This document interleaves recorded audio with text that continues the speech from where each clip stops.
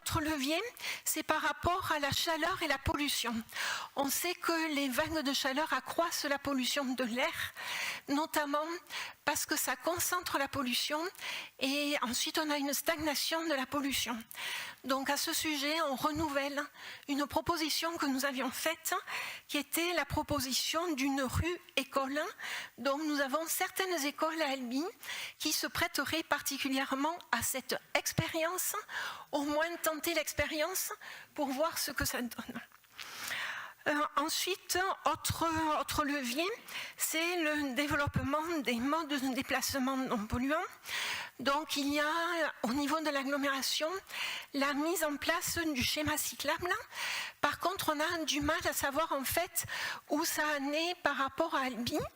Donc ce que nous proposons, c'est un nouveau critère d'évaluation pour que la population, comme tous les élus, puisse savoir où nous en sommes en fait de la partie albigeoise de ce schéma cyclable.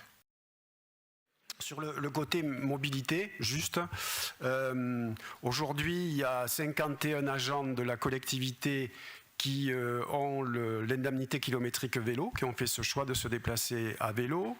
Il y en a une trentaine qui ont le remboursement pour les cartes d'abonnement pour le bus. Il y a 30 vélos municipaux de fonction qui circulent aussi depuis de nombreuses années.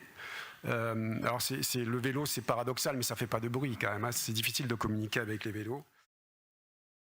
Madame Ferrand-Lefranc, vous parlez du schéma directeur cyclable de l'agglomération et vous demandez à connaître les dispositions spécifiques à Albi. Mais je crois que c'est justement tout le contraire de la manière dont on avance avec l'agglomération. On ne fait pas un schéma directeur cyclable à l'échelle d'un territoire pour le remorceler ensuite et que chacun puisse s'approprier les actions sur sa commune. Pas comme ça qu'on voit les choses. Et le schéma directeur, il n'a de sens et de cohérence que parce que justement, il est à l'échelle de l'agglomération. Donc je vous propose qu'on en rediscute à l'agglo, sur le territoire de l'agglo, et sûrement pas juste sur la ville d'Albi. Quand on va présenter le budget le mois prochain, vous serez en capacité de voter le budget parce qu'il y a des choses qui se font et que vous aviez demandé.